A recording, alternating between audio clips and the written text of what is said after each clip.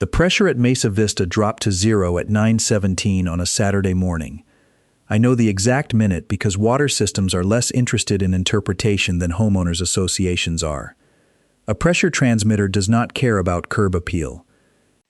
It records the number, attaches a time, and waits for someone to explain why a functioning neighborhood suddenly has the plumbing profile of an empty field. My phone sounded the critical alarm while I was driving back from a service call on the South Loop. 3 seconds later, a second notification arrived from the HOA fleet system. Loader 2 had crossed into the wellhead zone. That was strange for 2 reasons. First, the wellhead zone was marked and locked. Second, Loader 2 belonged to the HOA maintenance department, which had no reason to be there unless ornamental mulch had recently become capable of pumping drinking water. I reached the shed 6 minutes later. Ridgeway Site and Structures excavator sat beside the road with its boom lowered and a red lockout tag hanging from the cab. Luis Ortega, the foreman, stood near it with both hands on his hard hat. He looked like a man watching somebody else prove why his insurance company sent so many emails. The HOA's compact track loader was inside the shed. Or, more accurately, it was inside what remained of the shed. One wall had folded over the pump controls. The loader bucket had split the discharge header and pulled electrical conduit from the concrete pad. Muddy water ran through the tracks, carrying insulation, wood splinters, and a laminated sign that still said PW1, Active Production Well. Claire Dalton stood near the broken doorway holding a tablet. "The work was authorized," she said. I looked at Ridgeway's locked excavator. Then I looked at the HOA logo on the machine inside my wall. "Who checked out your loader?" Claire did not answer. She looked down at the tablet instead. That told me the answer was probably in writing. Mesa Vista was not connected to ordinary municipal water service. We had an emergency intertie with the county system, but our daily water came from Mesa Vista Water Cooperative, a resident-owned utility formed when the subdivision was built. 10 days before the pressure vanished, Claire's violation notice had called the well shed an auxiliary structure and ordered it removed before a Saturday broker tour. To understand why that description mattered, you had to understand what 400 households were paying for.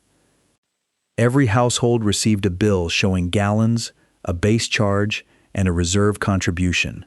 Mine also included a small chart designed to make watering tomatoes feel like a financial decision. Nobody was getting secret free water from an old man in a shed. The cooperative had about 400 active accounts. Each came with 1 membership unit and 1 vote on major utility decisions. Most residents noticed the word member on the statement and then checked whether the bill contained an unfamiliar fee in bold type. Our county intertie could support the hydrant loop and a limited emergency zone. It could not supply normal residential demand across Mesa Vista. That distinction lived in a permit attachment most people had never seen, because the most important pages in local infrastructure tend to be filed under names that discourage curiosity. I had seen it. I was the cooperative's licensed local operator. I had spent 27 years on rural water systems before retiring from full-time field work. The cooperative kept me on contract because the production well sat at the rear edge of my parcel and I could reach it in 2 minutes. Mrs. Alvarez, 79, lived alone on Juniper Court. Her respiratory device did not use water, but her daily care plan did. Her daughter kept emergency jugs in the garage. Mrs. Alvarez was not helpless. She was organized, and she corrected people who confused the two. During dry season, I also checked fire flow readiness every Monday. Mesa Vista backed against grassland that turned the color of toast by June. A hydrant without pressure was not an inconvenience. It was a metal sculpture. That was why PW1 mattered. Most residents had paid toward it for years without knowing where it lived. The well shed was old. There was no honest way around that. Its siding had faded from gray to a color best described as previous gray. The roofline dipped slightly over the west wall, and one corner trim board had been replaced with lumber that did not share the original board's ambitions. Inside, everything was current. The production well was designated PW1 on the county operating record. The control cabinet carried a cooperative asset plate. The electrical disconnect had a hazard label. The door had an emergency contact number large enough to read from the access lane. The pressure transmitter reported every 30 seconds. The pump runtime, line pressure, motor current, and alarm state appeared on my phone and on the cooperative dashboard. The shed was not decorative, but it was not mysterious. On inspection mornings, I unlocked the door, checked the chlorine residual sample, read the pressure tank gauge, listened to the pump cycle, and recorded anything that sounded or smelled different. Mechanical equipment has a limited vocabulary, but it repeats itself clearly when unhappy. The HOA maintenance yard sat half a mile away. Its compact track loader handled mulch, storm debris, and common area work. Operators checked out the key with an employee badge, while the machine logged location, engine hours, and hydraulic load. The HOA had added that system after Loader 1 spent a weekend parked at a board member's cousin's property during what the minutes described as a key control misunderstanding. Machines are often better documented after somebody borrows one for free. I received a notice if the loader entered the protected coordinates around PW1 point. The alert had fired twice before, both times for gravel work outside the fence. Both operators had called first. There was also a steel post beside the shed with a red and white sign, Active Water Facility. No excavation or demolition without operator clearance. It was not subtle. It did not use a metaphor. It contained fewer words than the HOA rule covering acceptable wreath diameter. The violation notice Claire had sent called the whole structure auxiliary. That single word caused more damage than the crooked roof ever had. Claire Dalton had been HOA president for 18 months. She worked as a real estate staging consultant and believed first impressions were measurable assets. She was not wrong. Buyers notice entrances, landscaping, paint, and clutter. The problem began when Claire treated everything visible as HOA territory and everything unattractive as an emergency. The association planned a broker open house weekend in early September. Directional signs would lead visitors past the community garden and along the entrance road. From one angle, between two junipers, the well shed could be seen behind my fence. Claire found an old photograph in a reserve study prepared 12 years earlier. The caption read, "Auxiliary enclosure, condition poor." That study had evaluated buildings, pavement, roofing, and common area replacements. It had not evaluated water operations. The person taking the photograph had described what the structure looked like, not what it supplied. Claire copied the caption into a board presentation. By the time it appeared on the agenda, auxiliary enclosure had become obsolete auxiliary enclosure. At the meeting, the word obsolete appeared in the slide title, though it appeared nowhere in the reserve study itself. This is one of the quieter talents of committee work. An adjective can enter as an opinion and leave as institutional memory. Claire proposed removing the shed before the broker weekend and replacing it later with screening appropriate to the entrance aesthetic. The manager sent the violation notice the next morning. Beyond the word auxiliary, it called the shed deteriorated, unauthorized, and inconsistent with neighborhood standards. It gave me 10 days to remove it, or let the association arrange the work and charge my account. The broker event was 12 days away. Temporary signs appeared at the entrance that afternoon. The signs arrived before anyone requested a utility inspection. I responded in writing. My packet was 7 pages. The first page said, in plain language, that the structure housed the active production well serving Mesa Vista Water Cooperative. It said demolition could interrupt potable water service and fire flow. I included the county well ID, my operator certificate, the service map, the cooperative asset schedule, and photographs of every identification plate on the site. I did not write that Claire would regret ignoring me. I did not mention lawsuits. I did not tell her the truth would come out. Those phrases are popular in stories because they save time. In real disputes, they mainly encourage the recipient to forward your email to counsel with the subject line, threat. I offered a simpler option. The cooperative would pay to reclad the shed, straighten the west fascia, repaint it, and add landscaping approved by the architectural committee. We could complete the cosmetic work after a joint walkthrough with the county operator and fire district. The HOA would get a clean-looking enclosure. The water system would remain intact. Nobody would need to explain to 400 households why their taps had become decorative. Claire replied that the board had already determined the structure was obsolete. I asked what utility record supported that determination. She sent the reserve study photograph. I pointed out that the photograph showed a building condition, not an operating status. She replied that continued debate would jeopardize the association's event schedule. The community manager, Nina Foster, called me privately. "Can you make the exterior presentable by Friday?" "Yes." After the site walk. Claire says the site walk is unnecessary. Then she believes a photographer from 12 years ago decommissioned a well by caption. Nina was quiet for a moment. "I'll put your request in the packet." She did. The delivery receipt showed Claire opened the packet at 7:42 that evening. The next morning, she scheduled a special board meeting to authorize removal. She had rejected the only option that preserved both the shed and her deadline. That changed the problem. I was no longer trying to explain what PW1 was. I needed the board to state what it believed it owned. The special meeting drew 40 residents, mostly because the agenda used the phrase, emergency nuisance abatement. Claire displayed the reserve study photograph. Then she showed a close-up of peeling paint. She said the structure sat on my parcel, behind my fence, and therefore remained my responsibility. When public comment opened, I carried the cooperative asset schedule to the front table.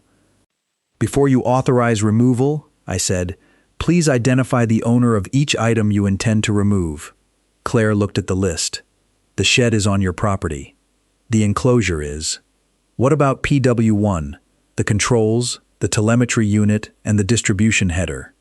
They're fixtures inside your structure. The cooperative schedule identifies them as utility assets. A board member named Robert Kim asked whether the cooperative had an easement.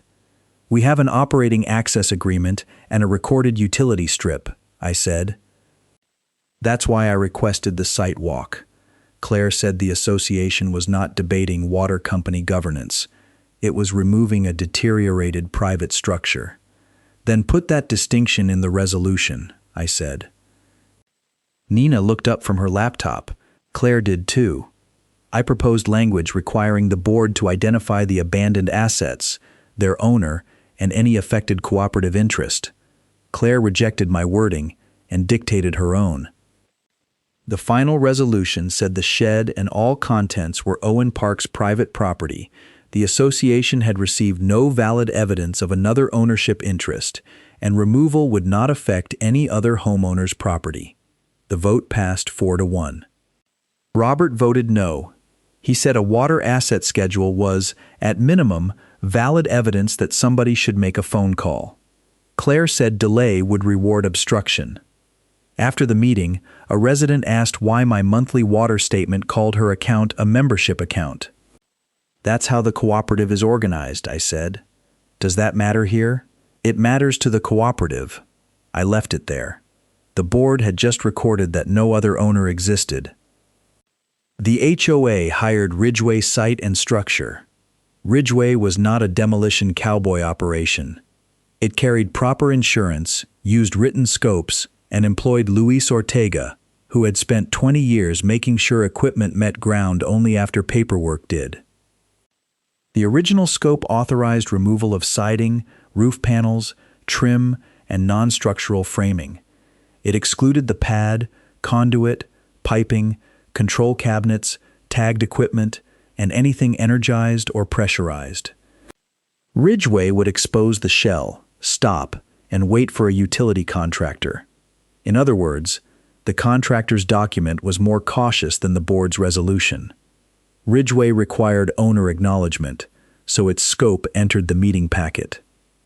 I marked the PW1 plate, disconnect, header, control cabinet, transmitter, and isolation valve on a photo index, then sent it to everyone involved. Luis called me. "I saw the tags," he said. "We're not touching the equipment." "Can you mark the exclusion on site?" "Already planned." The afternoon before mobilization, his crew painted a red line around the equipment pad and placed stakes at the buried conduit route. Luis photographed each mark and attached the images to the job file.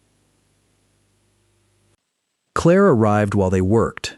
"Why is half the shed excluded?" she asked. "Because half the shed contains things my policy calls live utility," Luis said.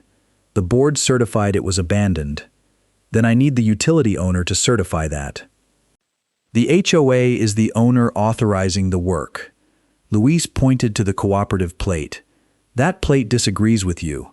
My excavator doesn't decide which board meeting was better attended." Claire left without answering. The broker signs along the entrance road were already up. Saturday's weather forecast was clear. Inside the shed, the red exclusion line surrounded PW1 like a sentence nobody had finished reading. I asked Ridgeway to add one field rule. Before any work crossed the red line, the person directing it had to sign two confirmations. The first identified the tagged asset as abandoned. The second accepted responsibility for utility clearance and authorized the named operator and machine to enter the exclusion zone. Luis agreed. "We use field changes for less exciting problems," he said. "Last month, a client signed one because a retaining wall became 6 feet longer after his wife came home. I expected the requirement to force a pause long enough for the county or fire district to reach the site. That was the limit of my prediction. I did not imagine Ridgeway would refuse the job and the HOA would bring its own machine through the wall. Competence is not prophecy. Usually it is just arranging the phone numbers before something goes wrong. On Friday afternoon, I tested the pressure alarm and system-wide notice. I checked the isolation valve and tanker contracts. The fire district reviewed the intertie procedure. Mrs. Alvarez's daughter confirmed her emergency water supply. At 4:10, Ridgeway sent the mobilization notice for Saturday at 8 o'clock. At 4:18, Nina forwarded a message from Claire. The work had to be visually complete before the first broker tour at noon. At 4:21, Luis replied that Ridgeway would stop at any tagged or live equipment. Claire answered with one word: seen. At 4:26, I armed the geofence alert for the wellhead zone. The fleet system asked whether I wanted notifications for all registered machines or cooperative equipment only. I selected all machines. Machines are easier to identify when they introduce themselves. Saturday morning, a service alarm came in from the South Loop. A pressure-reducing valve was cycling badly near the elementary school entrance. I logged the call, notified Nina, and drove out at 7:35. Ridgeway arrived at 8:02. Luis later walked me through the sequence, and his helmet camera confirmed it. The crew removed the roof panels and east siding within the written scope. Once the wall opened, sunlight hit the control cabinet. Green status lights were visible. The pump motor was running. The discharge line vibrated. The PW1 plate faced the work area at eye level. Luis stopped the crew at 8:41. He called Claire and Nina. Nina said she was on her way. Claire arrived first. The shed now looked worse from the entrance road because Ridgeway had removed half the shell and exposed the equipment. That was temporary and expected. To Claire, it was a broker tour emergency with a motor inside it. She asked Luis to finish. He refused. Claire opened the owner directive form on Ridgeway's tablet. She certified that the exposed equipment was abandoned and expanded the requested work to full slab and equipment removal. That was the first signature. Luis photographed the PW1 plate, the active control lights, the pressure gauge, and the red exclusion line. He attached the images to the field change. "I'm not accepting this," he told her. "My scope excludes it, and the utility operator sent notice." Claire said the association had authority over the property and would hold Ridgeway responsible for leaving an unsafe partial demolition. Luis lowered the excavator boom, removed the ignition key, attached a red lockout tag, and logged the machine out of service. "Then hold us responsible for stopping," he said. Ridgeway's crew moved behind the roadside barrier. Claire stood looking at the half-open shed, the locked excavator, and the broker signs pointing traffic directly past both. The safe exit had closed. She called Mason Pike from HOA maintenance. Mason arrived in the HOA compact track loader at 9:06. He had used it for storm cleanup, landscaping, and moving gravel. He was authorized to operate the machine. He was not trained or insured to demolish a live water facility. Luis walked him to the red line. "The pump is active," he said. "My crew is locked out." Mason looked at Claire. She showed him the board resolution and the first owner directive. "The equipment is abandoned," she said. "Ridgeway is refusing to complete contracted work. You're removing the remaining nuisance under HOA authority." Mason asked whether Owen had cleared it. Claire said I had been notified and was obstructing an authorized project. Luis pointed at the second confirmation on the tablet. "If you're sending your machine across that line, name the operator and machine. Accept utility clearance." Claire signed at 9:13. The second directive identified Mason Pike as operator and HOA Loader 2 as the machine authorized to enter the exclusion zone. It stated that the association accepted responsibility for clearance of tagged equipment. Mason checked out the loader key with his badge. The fleet log recorded 9:14. At 9:15, Loader 2 crossed the geofence. My phone received the alert while I was closing the south loop valve box. I called Nina. No answer. I called Mason. The call went to voicemail.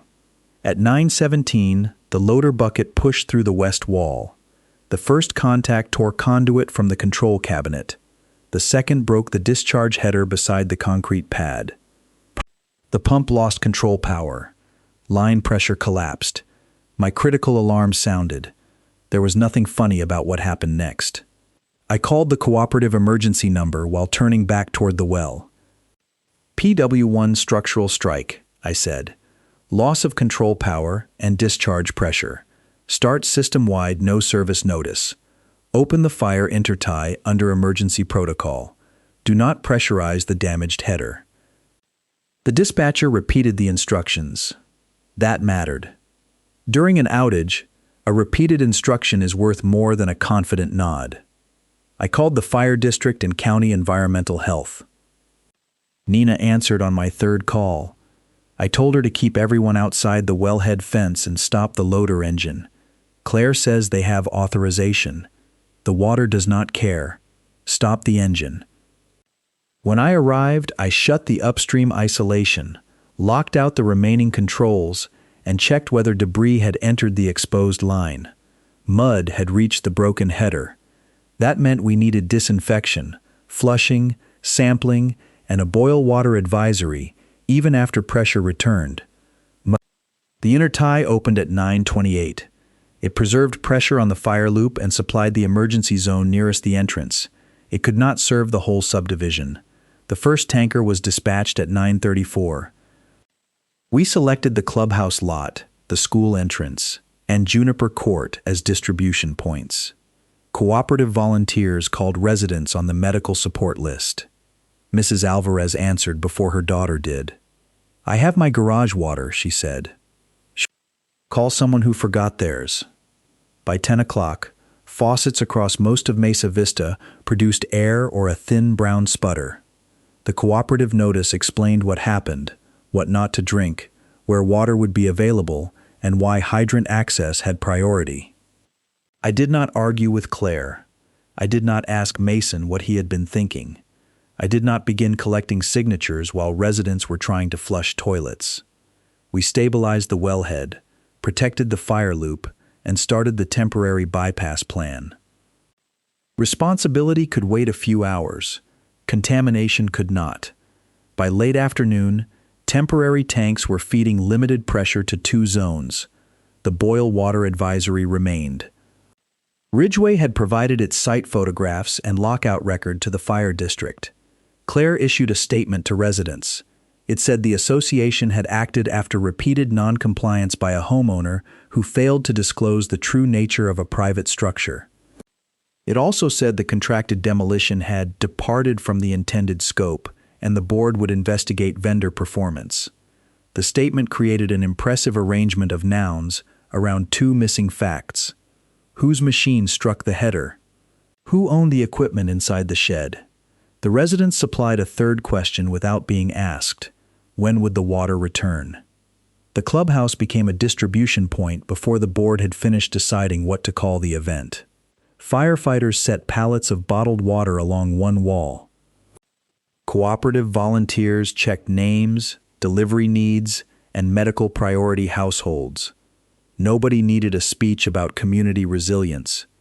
They needed gallon jugs, working toilets, and a reliable estimate. Mrs. Alvarez arrived in her daughter's car wearing a sun hat and carrying the cooperative notice I had sent. Claire stepped toward her with the careful expression officials use when they expect gratitude for standing near a folding table. "Are you being taken care of?" Claire asked. "Yes," Mrs. Alvarez said, "by the water cooperative." She accepted 2 cases from Robert Kim, thanked the firefighters, and asked me whether the pressure samples would be posted online. Claire remained beside the table, holding a clipboard with nothing left to supervise. Across the room, residents compared the board statement with photographs already circulating from the access lane. One image showed Ridgeway's excavator behind the barrier. Another showed the HOA logo on Loader 2 inside the broken enclosure. A third showed the blue PW1 plate still attached to a section of bent frame. The official wording had described a vendor problem. The photographs had selected a different vendor. Luis read the statement and sent Nina a photograph of Ridgeway's excavator with the red lockout tag still attached. Its telematics showed 0 movement after 8:41. Mason called me that evening. He sounded exhausted. Claire said the board had cleared it. "You saw the plate." "I did." "You crossed the red line." "I did." I appreciated that he did not decorate his answers. He told me Claire had signed both directives and instructed him to finish before noon. He agreed to preserve the loader and key records. "Am I fired?" he asked. "I don't employ you. That is the first good thing anyone has said to me today." It was not forgiveness, but it was the first accurate sentence in the HOA's internal response. Claire wanted the incident to remain a dispute between one difficult homeowner and one careless contractor. Unfortunately for that theory, both the machine and the water equipment had owners with better records. The emergency review took place 3 days later at the clubhouse. County Environmental Health, the fire district, Ridgeway's carrier, the cooperative insurer, and HOA council attended. I arranged the evidence by time. First, my warning packet. It identified PW1, the cooperative assets, the risk to potable water and fire flow, and the offer to reclad the shed. Second, the delivery receipt showing Claire opened it. Third, the board resolution declaring that everything inside was my private property and no other homeowner interest would be affected. Fourth, Ridgeway's limited scope and the red exclusion line. Fifth, Luis's 841 stop work record, live equipment photographs, and excavator lockout.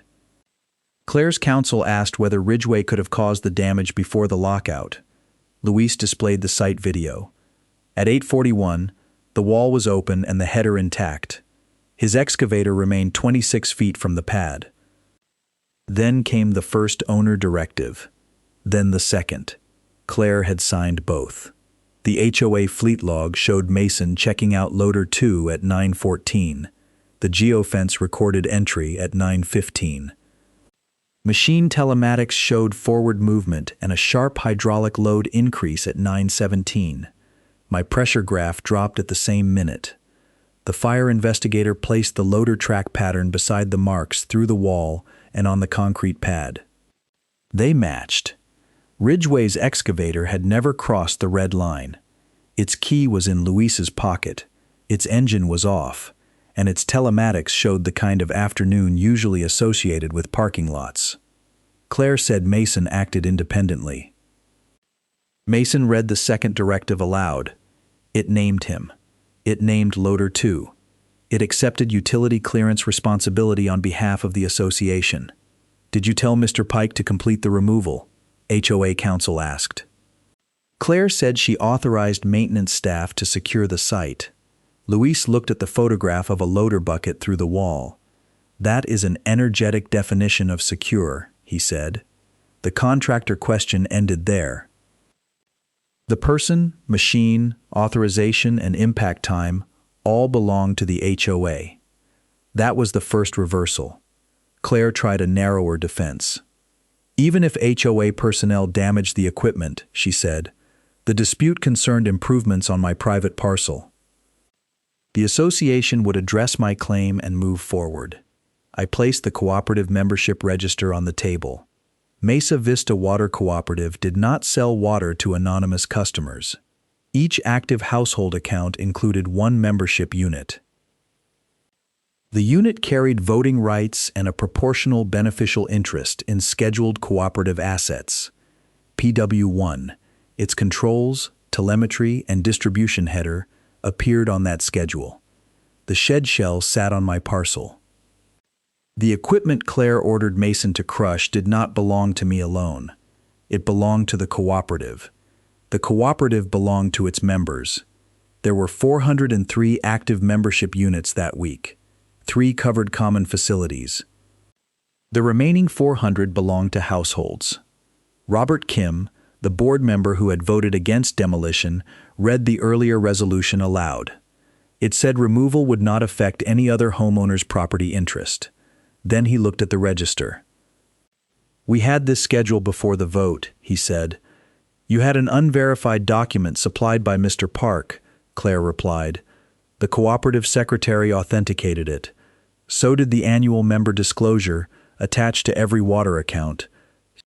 Residents had not merely lost service because the HOA damaged somebody else's pump. The HOA had used its own employee and machine to destroy an asset jointly owned by the same households it claimed to represent. It was a difficult sentence to fit into a landscaping update. The room changed slowly, then all at once. Until that moment, many residents had treated the outage as damage to my property that happened to inconvenience them. The register changed the grammar. His pump became our well. His shed became the enclosure around our equipment. Even the people who disliked the old building could perform that conversion without assistance. A man from Sagebrush Lane asked whether his membership unit meant he personally owned 1/400th of a pressure transmitter. The cooperative attorney said beneficial interests did not divide equipment into household-sized pieces. "So I don't get a valve?" the man asked. "No." "Good. I have nowhere to put it." The laugh was brief, but it cleared the room of Claire's last useful abstraction. This was not a private architectural violation with unfortunate plumbing attached. It was a board action against a scheduled community asset after the board had been given the schedule, the operating record, the warning packet, and 2 chances to stop. Nina projected the annual cooperative disclosure. It had been delivered with every January statement. The first paragraph identified each account holder as a member owner. The second listed the well system as cooperative property. Claire's own name appeared in the delivery log.